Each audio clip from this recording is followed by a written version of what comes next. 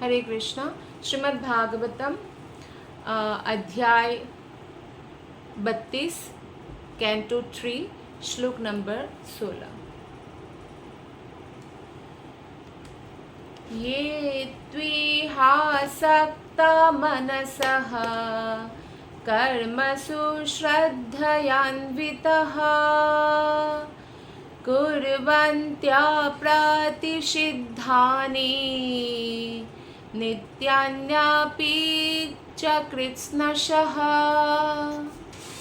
अनुवाद और तात्पर्य श्रील प्रभुपाद के द्वारा। श्रील प्रभुपाद की जय। जो लोग इस संसार के प्रति अत्यधिक आसक्त है वे अपने नियत कर्मों को बड़े ही ढंग से अत्यंत श्रद्धापूर्वक संपन्न करते हैं। वे ऐसे नित्य कर्मों को कर्म फलों की आशा से करते हैं। तो यहाँ पे ये बताया गया है कि जो लोग भगवान के भक्त नहीं हैं और शुद्ध भक्ति के बारे में जिसको कोई भी ज्ञान नहीं है, वो केवल भौतिक जगत को ही सबसे उच्च मानते हैं, सर्वस्व मानते हैं और कैसे भी इस भौतिक जगत में खुश रहने का वो प्रयत्न करते हैं, क्योंकि वो संसार के प्रति अत्यधिक आसक्त होते हैं। जब हम भगवान कृष्ण के प्रति आसक्ति डेवलप नहीं करेंगे तो ऑटोमेटिकली बाय डिफ़ॉल्ट संसार के प्रति आसक्ति डेवलप करेंगे। जैसे कोई स्टूडेंट है, अगर वो पढ़ाई नहीं करेगा तो ऑटोमेटिकली फेल हो जाएगा। तो इस तरह से हम मनुष्य शरीर में है, मनुष्य शरीर मिला ही इसलिए है कि हम मनुष्य शरीर से वो द्वार है मनुष्य शरीर कि हम मुक्त होकर भगवत धाम जाए। लेकिन अगर हम भक्ति नहीं करते हैं तो हम संसार के प्रति आसक्ति का अनुभव करते हैं। तो आप सभी लोग भक्त हैं, आपको पता होगा कि जैसे ही आप हरे कृष्ण महामंत्र का 16 माला शुरू कर देते हैं तो बहुत सारे भौतिक आसक्ति नष्ट होने लगता है। और नष्ट होते होते क्या होता है कि वो धीरे धीरे ख़त्म हो जाएगा। और जब भौतिक आसक्ति क्यों ख़त्म हो रही है? क्योंकि आध्यात्मिक आसक्ति बढ़ रही है। भगवान के प्रति आसक्ति जब बढ़ती है, भौतिक आसक्ति कम होती है।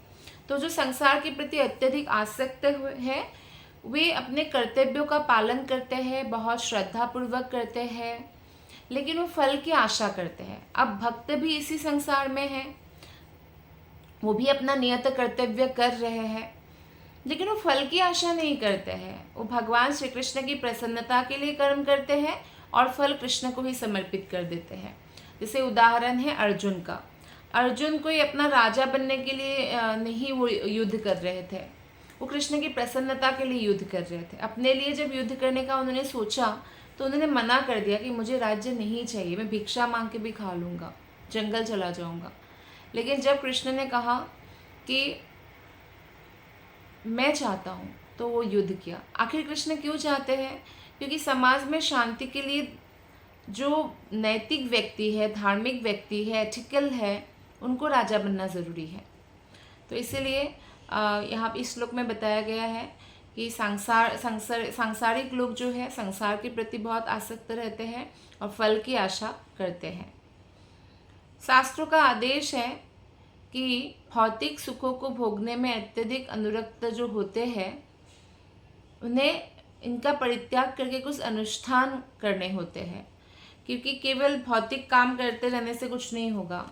उनको कुछ यज्ञ करना पड़ेगा, एटलीस्ट वो नरक ना जाए, स्वर्ग जाए या उच्च लोक में जाए, उसके लिए कुछ अनुष्ठान यज्ञ आदि करना होता है। फिर उन्हें स्वर्ग पहुंचने के लिए दैनिक जीवन में कुछ विधि विधानों का भी पालन करना होता है। तो इस श्लोक में कहा गया है कि जो व्यक्ति भगवान कृष्ण की डायरेक्ट पूजा अर्चना सेवा ना करके अगर वो देवी देवताओं की आराधना करते हैं, स्वर्ग जाएंगे वो, लेकिन वैकुंठ धाम नहीं जा पाएंगे, वो मुक्ति नहीं प्राप्त कर सकता।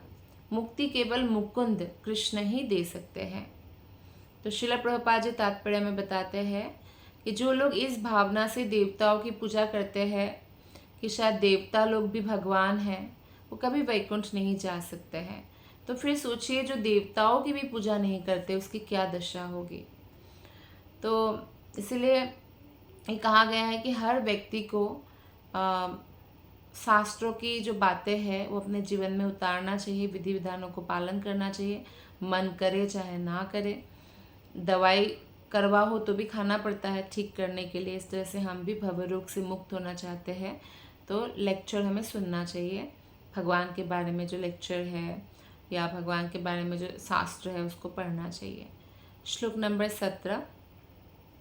रजसा कुंठ मनसः कामात्मानो जितेन्द्रियः पितृन्यजन्त्यनुदीनं गृहे स्वभिरताशयः। अनुवाद और तात्पर्य श्रील प्रभुपाद के द्वारा, श्रील प्रभुपाद की जय। तो श्रीमद् भागवतम की ये जो श्लोक है इसमें बताया गया है कि जो लोग हैं जो हमेशा फल की इच्छा करते हैं वो रजोगुण से प्रेरित होते हैं कि मैं ये काम करूँगा लेकिन मुझे ये फल चाहिए। तो इसलिए अगर आप बोलेंगे कि फल की इच्छा किए बिना कर्म करो, उनको समझ ही नहीं आएगा। अरे फल की इच्छा किए बिना कर्म करेंगे तो मोटिवेशन कहाँ से आएगा? क्योंकि मोटिवेशन तो इच्छा से होता है ना। कुछ जैसे लोग कैसे मोटिवेशन, पैसा मिलेगा है ना, या नाम होगा मेरा, ऐसा मोटिवेशन होता है। लेकिन भक्त का क्या मोटिवेशन है? मेरे कृष्ण प्रसन्न होंगे, कृष्ण की प्रसन्नता, कृष्ण की खुशी। तत् सुखे सुखित्वम तत् दुखे दुखित्वम इति प्रतिलक्षणम। अर्थात अपने प्रियतम के सुख में सुखी और उनके दुख में दुखी, ये प्रीति का, प्रेम का लक्षण है। और भक्त भगवान से प्रेम करते हैं तो इसलिए भगवान की जो प्रसन्नता है वो उनके लिए बहुत इम्पॉर्टेंट है। जैसे कोई माता है अपने बच्चे की खुशी उनके लिए अपनी खुशी से भी बढ़कर है, उनको बहुत इम्पॉर्टेंट है कि वो खुश रहे, उसका जीवन अच्छा हो, बढ़िया हो। ऐसा ही भक्त जो है भगवान के लिए और भगवान भक्त के लिए सोचते हैं। तो ऐसे लोग क्या होते हैं, जो लोग फल की इच्छा करते हैं उनमें रजोगुण बढ़ के होता है और इसीलिए वो चिंताओं में व्यग्र रहते हैं, एंग्जाइटी और बहुत ज़्यादा जो है उनके अंदर व्यग्रता, विचलित होना, मन इंद्रियों को वश में नहीं कर सकते हैं और हमेशा इंद्रिय तृप्ति करने की इच्छा करते रहते हैं। वे पितरों को पूछते हैं। भगवत गीता में भगवान कृष्ण ने कहा है जो पितरों को पूछेंगे वो पितरों के बीच जन्म लेंगे। तो पितरों को जो पूछते हैं वो क्या करते हैं, अपने पूर्वजों को पूछते हैं और परिवार की स्थिति सुधारने में या समाज की, राष्ट्र की स्थिति सुधारने में लगे रहते हैं, पर खुद की स्थिति नहीं सुधरती। हम आत्मा हैं, हमें भक्ति करना है, उस पर उनको इतना रुचि नहीं होता है। श्लोक नंबर 18 में बताया गया है, त्रैवर्गिकास्ते पुरुषा विमुखा हरिमेधसः कथायां कथनीयोरु विक्रमस्या मधुद्विषः। ऐसे लोग त्रैवर्गिक कहलाते हैं। त्रैवर्गिक क्या क्या 4 वर्ग है जो उन्नतिकारी विधियां है, 4 पुरुषार्थ है ना, धर्म अर्थ काम मोक्ष। तो वो लोग धर्म का कार्य इसलिए करते हैं या पूजा यज्ञ मंदिर जाना इसलिए करते हैं कि पैसा आए, हे भगवान मुझे अमीर बना दे, मेरे पास बहुत पैसा है। क्यों पैसा चाहिए? कामना वासना को पूर्ति करने के लिए, इंद्रिय तृप्ति करने के लिए। तो ये तीनों में ही लगे रहते हैं। वो मोक्ष के बारे में नहीं सोचते। अच्छा इसमें तो मोक्ष भी कहा गया है, मुक्ति के लिए क्या करना पड़ेगा? नहीं, दे आर नॉट इंटरेस्टेड। तो वो त्रैवर्गिक कहा गया है श्रीमद् भागवतम में कि वे भगवान से विमुख हो जाते हैं, क्योंकि जो इतना भौतिक चीज़ों में इतना लगा रहेगा वो भगवान से दूर ही हो जाएगा। वे बद्ध जीवों को विश्राम प्रदान करने वाले हैं भगवान, लेकिन उनको कभी विश्राम नहीं, उनके मन में शांति नहीं होती। इसलिए इतना वो भौतिक चीज़ों के पीछे भागते रहते हैं ना, उनका लालच वृद्धि होता है, क्रोध वृद्धि होता है। वे भगवान की उन लीलाओं में कोई अभिरुचि नहीं दिखाते जो भगवान के दिव्य विक्रम के कारण श्रवण करने योग्य है। भगवान को भगवत धाम से उतर के हमारे पृथ्वी पर आने की कोई ज़रूरत नहीं है, पर हमारे लिए आते हैं ताकि इन लीला स्थलियों का स्मरण करके, लीलाओं को श्रवण करके हम भी भगवत धाम जाने के अधिकारी बन जाएं। तात्पर्य में श्रील प्रभुपाद जी ने बताया है कि वैदिक विचारधारा के अनुसार 4 उन्नतकारी सिद्धांत पुरुषार्थ है और इसमें से सिर्फ 3 में रुचि दिखाते हैं भौतिक लोग। यहाँ पर भगवान को हरि मेधः कहा गया है, जिसका अर्थ है जन्म तथा मरण के चक्र से भगवान हमें उद्धार करते हैं। तो कई बार ऐसे लोग सोचते हैं जो हमेशा सांसारिक चीज़ों में लगा रहता है और सांसारिक उन्नति को ये सब मानते हैं, वो बोलते हैं कि अरे ये जो भागवत की कथा है, ये जो महाभारत रामायण है, ये कपोल कल्पित कहानियाँ हैं और कुछ नहीं है, और भगवान कृष्ण और राम भी एक मनुष्य थे। वे ऐसे सोचते हैं, वे भक्ति या कृष्ण चेतना में अग्रसर होने के इसलिए योग्य नहीं होते हैं। ऐसे लोग न्यूज़पेपर बहुत पढ़ेंगे, न्यूज़ बहुत सुनेंगे, नॉवेल्स पढ़ेंगे, उपन्यास पढ़ेंगे, काल्पनिक नाटकों में रुचि लेंगे, मूवी देखेंगे, लेकिन भगवान के बारे में श्रवण नहीं करेंगे। अर्थात हमारे मन में भी अगर कभी ऐसा होता है कि हम कोई मटेरियलिस्टिक चीज़ें करें, हमारे मन के हिसाब से हमें नहीं चलना है, हमें कृष्ण के हिसाब से चलना चाहिए। तो आप देखिए, आज अगर हिस्ट्री पढ़ाया जाता है स्कूल कॉलेजेस में, लेकिन हमारी महाभारत और रामायण भी तो हमारी हिस्ट्री है भारत के, वो नहीं पढ़ाया जाता है सीरियसली, लेकिन वो पढ़ाना चाहिए। क्योंकि जब बेम्बो बांस कच्चा होता है ना, तो उससे हम पंखा या कुछ भी, मतलब हाथ से पंखा बना सकते हैं, टोकरी बना सकते हैं। कच्चे बेम्बो को आकार देना आसान होता है। अगर बच्चों को बचपन से ही रामायण और महाभारत की जो कथाएं हैं वो सुनाया जाए, उनके अंदर काफ़ी संस्कार डेवलप हो जाता है। बच्चे को नहीं, माता को जब गर्भ में बच्चा हो तो भी सुनाना चाहिए। श्लोक नंबर 19। नूनं दैवेन विहता ये चाच्युता कथा सुधम् हित्वा शृण्वन्यसद्गाथः पुरीशामीव विद्भुजम्। जो व्यक्ति भगवान के परम आदेश अनुसार निंदित होते हैं, ऐसे व्यक्ति जो हमेशा भौतिक कार्य में लगे रहते हैं,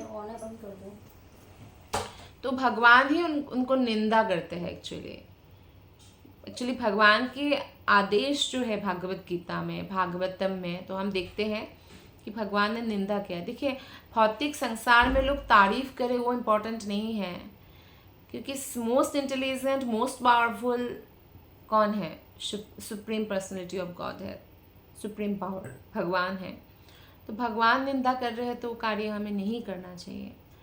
चूँकि वे भगवान के कार्यकलाप रूपी अमृत से विमुख रहते हैं, अतः उनकी तुलना विष्ठा भोजी सुकरों से की गई है। मतलब ये भागवतम की कथा है, हम नहीं बोल रहे। सुकर मतलब सुअर। वो सिर्फ क्या खाते हैं? मल खाता है। मनुष्य कहीं टॉयलेट कर देगा नदी के किनारे, तो सुअर वो खाता है, बड़े मज़े से खाता है। तो ये भगवान के दिव्य कार्यकलापों को ना सुनकर भौतिकतावादी पुरुषों की कुत्सित मतलब कुरूप, अगली कथाएं सुनते हैं। अगली क्यों है? क्योंकि काम भावनाओं से पूर्ण है। बहुत सारे ऐसी कथाएं हैं या ऐसी मूवीज़ हैं या ऐसे वीडियोज़ हैं जो देखना वो लोग पसंद करते हैं, लेकिन भगवान के बारे में सुनना पसंद नहीं करते। तो उनको भागवतम में ही सुअर के साथ तुलना किया गया है। क्यों तुलना किया गया है? क्योंकि आप सुअर को घी में बना हुआ मान लीजिए, कोई गाजर का हलवा दे दीजिए या घी में बना हुआ कुछ सामान दे दीजिए या खीर दे दीजिए, तो वो नहीं खाएगा। वो मल दे दीजिए, तुरंत मल खाने लगेगा। तो ऐसे ही जो भौतिक जगत की चीज़ों में ही लगे रहते हैं, भगवान के बारे में सुनना भी पसंद नहीं करते हैं, उनको श्रीमद् भागवतम में सुकर कहा गया है। तो यहाँ पे तात्पर्य में बताया गया है कि प्रत्येक व्यक्ति किसी दूसरे व्यक्ति के कार्यकलापों को सुनने में इच्छुक रहता है। आप देखिए कितना गपशप करते हैं, और ऐसे भी होते हैं वर्क प्लेस में या फ्रेंड्स के बीच में भी, जब वो व्यक्ति प्रेजेंट नहीं हो, सब लोग मिलके उसकी बुराई करते हैं, फिर सामने बहुत अच्छे से बात करते हैं। तो ये भौतिक संसार है, हमें सरप्राइज होने की ज़रूरत नहीं। यहाँ पे ऐसे ही लोगों से भरा हुआ है। हाँ, लेकिन कोई अगर इससे विपरीत हो तो सरप्राइज होने की बात है कि ऐसे गंदी जगह पे, गंदी जगह मतलब जहाँ पे बहुत गंदगी है, पोल्यूशन है, लोग तुरंत बुरा सोचते हैं। आप कितना भी अच्छा करें, एक बुरा कुछ हो गया तो सब अच्छाइयाँ भूल जाएंगे। तो ये गंदी जगह है इसलिए। और भगवान जो है कभी भी अच्छाइयाँ नहीं भूलते, इसलिए हमें बार बार चांस देते हैं भक्ति करने के लिए। तो इसीलिए आप देखिए कि ऐसे ऐसे जगहों पर ऐसे बहुत सारे लोग हैं और वो हमेशा कोई अन्य अन्य पुस्तक पढ़ने के लिए रेडी रहेंगे, लेकिन आप भागवत गीता दीजिए, वो नहीं पढ़ेंगे। तो क्यों नहीं पढ़ेंगे? भागवतम क्यों नहीं पढ़ेंगे? क्योंकि उनका रुचि नहीं है।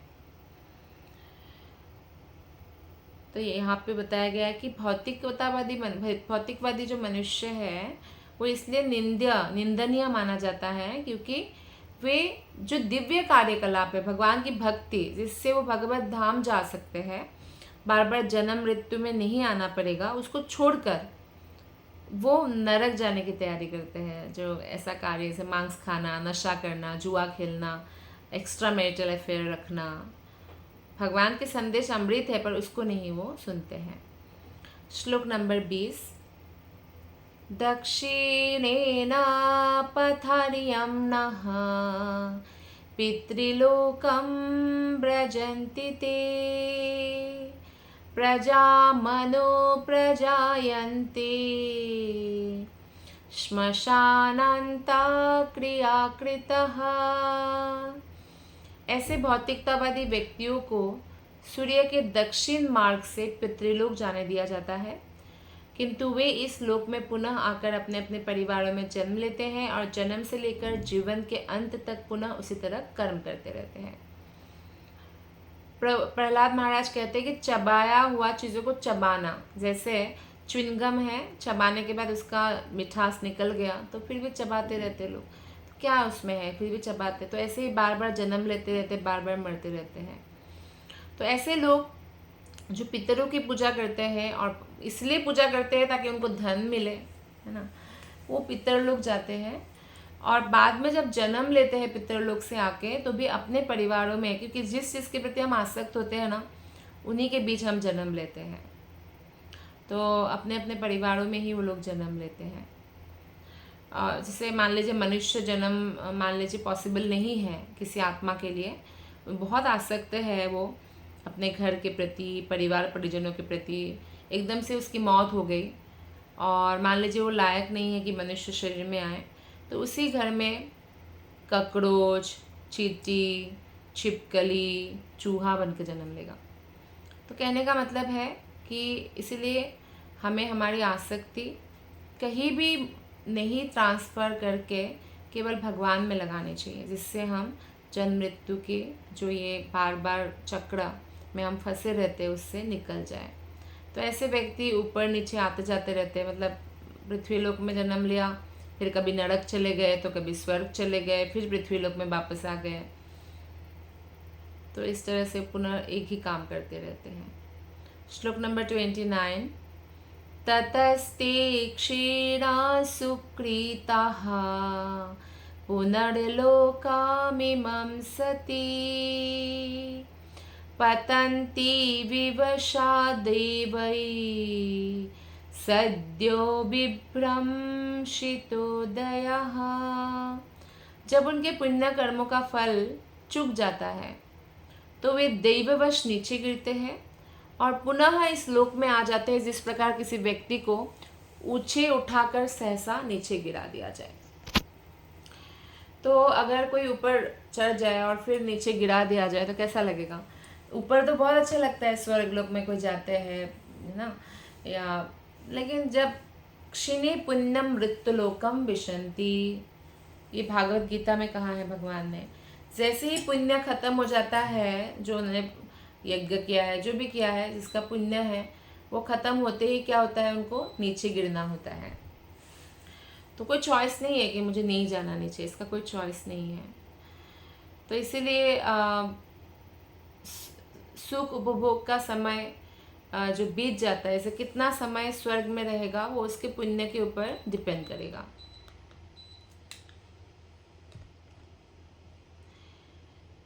तो अभी देखिए कोई स्वर्ग लोग जाना चाहते हैं, स्वर्ग जाने से तो नीचे आना ही पड़ेगा, लेकिन वैकुंठ जाने से नीचे नहीं गिरना नहीं पड़ता। तो इसीलिए बुद्धिमान व्यक्ति वैकुंठ जाने, आपको सेटल ही होना है तो ऐसी जगह सेटल होंगे ना जहाँ से बार बार और ख़राब कंडीशन में ना जाना पड़े हमें।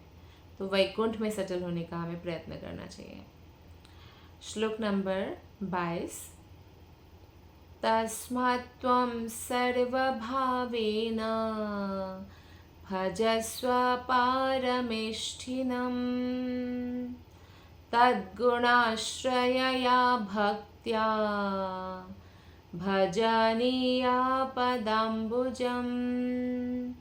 अतः हे माता, मैं आपको सलाह देता हूँ कि आप भगवान की शरण ग्रहण करें जिनके चरण कमल पूजनीय हैं। इसे आप समस्त भक्ति तथा प्रेम से स्वीकार करें, क्योंकि इस तरह से आप दिव्य भक्ति को प्राप्त हो सकेंगे।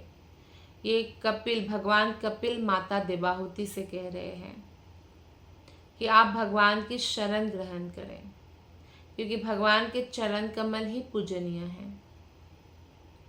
और जब हम ऐसा करेंगे तो क्या होगा, भगवान की दिव्य भक्ति प्राप्त होगा और फिर ऐसा हमारा जीवन हो जाएगा, आध्यात्मिक जगत में हम प्रवेश करेंगे और जहाँ पे कोई मृत्यु नहीं है, कोई बीमारी नहीं है, कोई बुढ़ापा नहीं है। ऐसा तो हर व्यक्ति चाहता है ना कि मैं कभी बीमार ना पड़ूं, मैं हमेशा यंग रहूं, सुंदर रहूं, मृत्यु ना आए।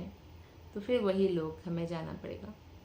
तो भगवान कपिल देव अपने माता को इसलिए सलाह देते हैं कि कृष्ण के चरण कमलों में जाए।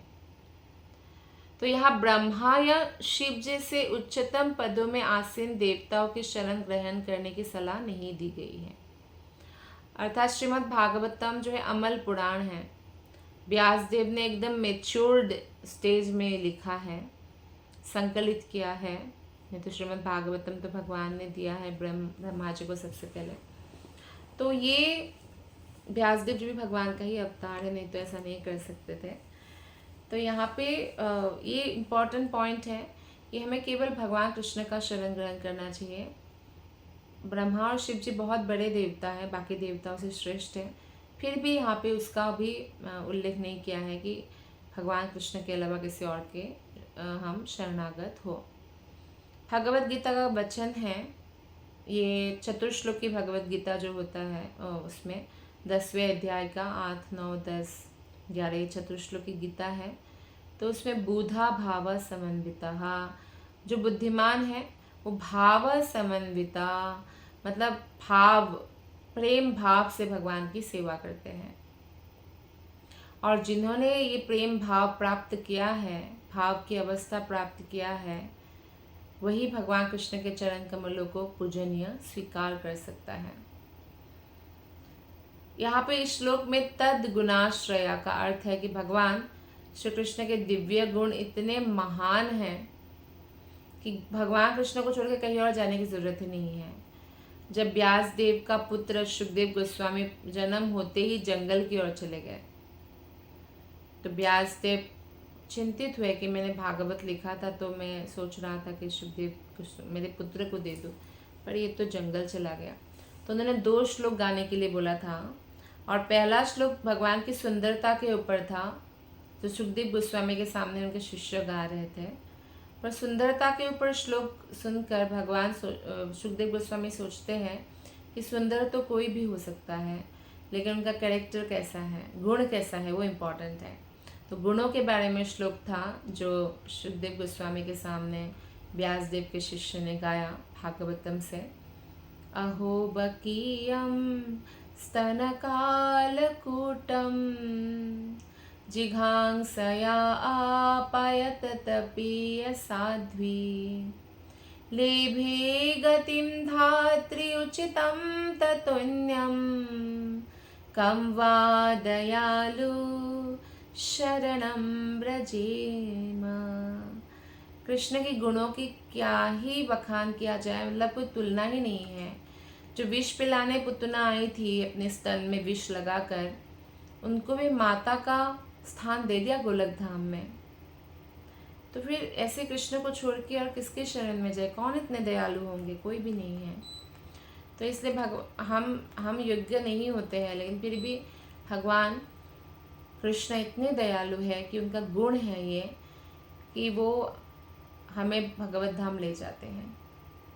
क्योंकि अगर हम प्रयास करें ना, अभी से पूरे जीवन भर भगवान की सेवा करने का प्रयास करें, तो निश्चित रूप से भगवान ले जाते हैं। जैसे कि बड़ा पुराण में भगवान ने कहा भी है कि यदि वातादि दोषे न, यदि बात पित्त आदि दोष के कारण मद भक्त मम नाच स्मरित, मेरा भक्त मुझे स्मरण नहीं कर पाया मृत्यु के समय, अहम स्मरामि मद भक्त, मैं स्मरण करूँगा, ददामी परमम गतिम, और परम गति प्रदान करूँगा।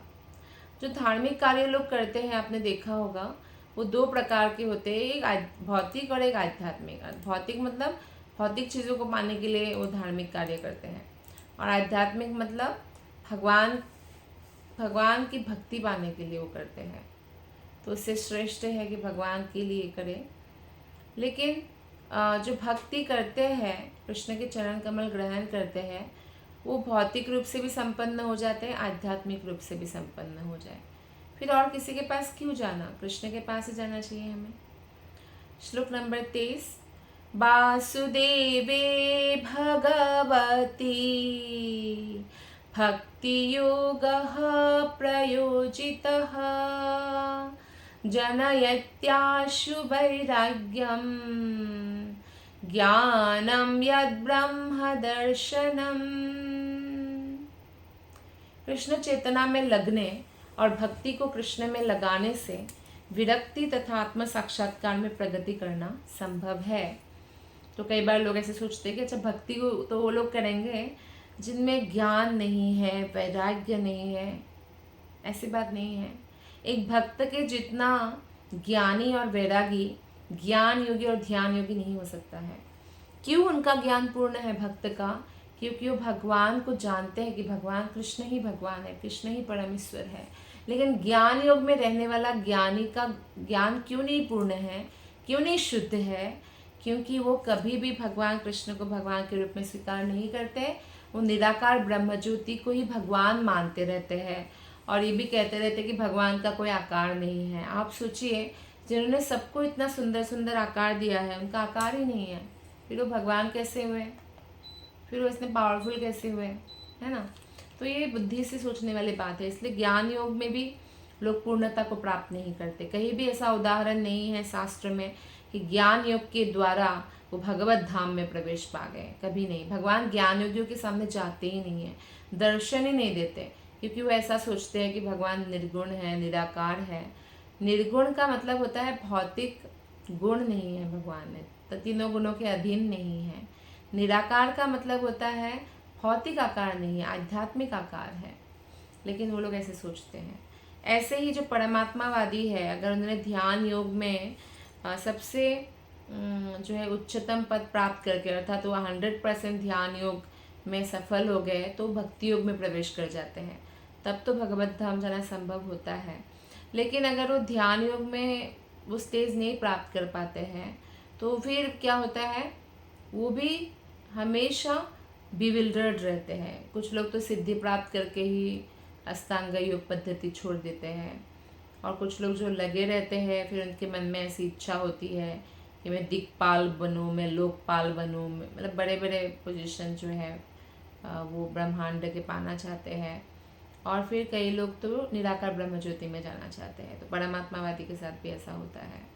तो उनका भी ज्ञान पूर्ण नहीं माना गया है। भगवान उन लोगों को भगवत गीता में अल्प ज्ञानी कहा गया है। लेकिन जो समग्र कृष्ण चेतना से भक्ति में लगा रहता है, तो उसे वैराग्य के लिए अलग से प्रयत्न नहीं करना पड़ता। क्यों? क्योंकि वो जो भी करते भगवान के लिए करते हैं। वो कुकिंग भी कर रहे हैं, भगवान के लिए कर रहे हैं, प्रसाद खा रहे हैं, वो भी भगवान की प्रसन्नता के लिए कर रहे हैं। तो इसलिए उनको वैराग्य की कोई कमी नहीं है। और ज्ञान की जहाँ तक बात है, दिव्य ज्ञान हृदय प्रकाशित, क्योंकि वो गुरु और कृष्ण के प्रति समर्पित रहते हैं, तो जो दिव्य ज्ञान है, समस्त वेदों का सारांश है, वो हृदय में स्वतः प्रकाशित हो जाती है। उनको दिव्य ज्ञान जागृत होने की प्रतीक्षा नहीं करनी पड़ती है। और जो अविचल भाव से भगवान कृष्ण की सेवा में लगा हुआ है उनमें देवताओं का गुण आ जाता है, ये भी बताया गया है। तो इस तरह से देखिए, आप एक मृगारी जो था वो शिकारी था, अधमरा पशुओं को मार के तरफ तरफ के मरने के लिए छोड़ देते थे, उनको अच्छा लगता था क्योंकि उन्होंने अपने पापा से यही सीखा था। पर एक बार जब नारद मुनि वहाँ से गुजरे और देखा कि इतना अधमरा पशु है तो किसने किया, तो पता चला शिकारी ने किया। तो नारद मुनि उनको एक्सपीरियंशियल लर्निंग देते, बताते कि किस तरह तुम भी बार बार ऐसे मारे जाओगे, तरफ तरफ के मरना पड़ेगा, क्योंकि जैसा आप एक्शन करते हो उसका रिएक्शन आएगा। तो बेटर है कि आप क्या करो, भगवान की भक्ति करो। तो वो शिकारी बोलते कि मैंने तो ऐसा बहुत पाप किया, फिर मेरा कैसे उद्धार होगा। तो नारद मुनि उनको हरि नाम जप करने के लिए बोलते हैं, तुलसी बोने के लिए बोलते हैं घर में, और तुलसी के चारों ओर परिक्रमा करने के लिए, तुलसी के पास जप करने के लिए बोलते हैं। तो तुलसी महारानी जो है भगवान की बहुत प्रिय भक्त है। राधा कृष्ण को मिलाने के लिए तुलसी महारानी, वृंदा देवी ही मैनेजर है, तो बहुत प्रिय है। तो उनके सामने जब हम हरिनाम जप करते हैं, तुलसी अगर मुरझा भी रही हो ना, तो धीरे धीरे आप देखिएगा कि वो पत्ते निकल आए हैं, क्योंकि तुलसी देवी बहुत चेतन है और वो तुरंत ही रिएक्ट करती है। और हरिनाम अगर तुलसी के पास जप करते तो हम भक्ति में आगे बढ़ते हैं, क्योंकि तुलसी भगवान को बहुत प्रिय है। तो इसलिए ऐसा मौका ढूंढना चाहिए कि हम मंदिर में जप करें, गुरु के साथ, गुरु के सामने जप करें, जब रिट्रीट वगैरह में जाए या टूर में। और इस तरह से जब हम सोच के रखेंगे पहले से ही, तो ये संभव हो पाएगा कि हम भक्त के साथ जप करें, तुलसी महारानी के सामने जप करें। तो ये बहुत महत्वपूर्ण है। और इस श्लोक में वासुदेव, वासुदेव कौन है? कृष्ण है। तो वासुदेव की सेवा करने वाला ही ब्रह्म को समझ सकता है, अन्य कोई ब्रह्म को नहीं समझ सकता। श्लोक नंबर 24, यदा चित्तमर्थेषु समेष्वेन्द्रियवृत्तिभिः न विगृह्णाति वैषम्यं प्रियमप्रियमेच्युत। उच्च भक्त का मन इंद्रिय वृत्तियों में समदर्शी हो जाता है और वह प्रिय तथा अप्रिय से परे हो जाता है। यानी जो उच्च भक्त है, भक्ति में बहुत आगे बढ़ गए हैं, वो इंद्रिय वृत्तियों के पीछे, उनकी इंद्रियां तृप्त करने की उनको कोई इच्छा नहीं रहता है। तो इसलिए ये अच्छा है। अच्छा, मान लीजिए कुछ अप्रिय है पर भगवान की सेवा में वो करना है उनको। फॉर एग्जाम्पल, जैसे आपने देखा होगा बहुत सारे भक्त हैं जो मंदिर में भक्तों का जूठा प्लेट भी धोते हैं या जूते की सेवा करते हैं। हो सकता है वो अप्रिय हो, उनको अच्छा नहीं लगता है ऐसा करना, लेकिन वो कृष्ण की प्रसन्नता के लिए करते हैं, क्योंकि भक्तों की सेवा करने से कृष्ण का अटेंशन हमें तुरंत मिलता है, इसलिए वो कृष्ण की प्रसन्नता के लिए करते हैं। एक्चुअली अप्रिय हो तो भी करेंगे, और उनके इसलिए कोई अप्रिय अप्रिय ऐसा कुछ नहीं है। जो भगवान के लिए करना है वो करना है, तो इसलिए कोई स्वीकार्य या अस्वीकार्य नहीं होता है। वो समझ सकता है कि इस संसार में कुछ भी अच्छा नहीं है, क्योंकि प्रकृति द्वारा दूषित है, सत्वगुण रजोगुण तमोगुण है, और जितना कलयुग बढ़ेगा उतना ही दूषित हो जाएगा। तो इसलिए अच्छा बुरा, नैतिक अनैतिक, ऐसा कोई कंसेप्ट है ही नहीं। वास्तव में यहाँ पे सब कुछ बुरा है, डिस्ट्रक्शन होने वाला है, मृत्यु होने वाला है, लेकिन आध्यात्मिक जगत में सब कुछ अच्छा है। तो इसीलिए जो भक्ति में लगे रहते हैं उनमें स्वतः वैराग्य भी आ जाता है, ज्ञान भी आ जाता है।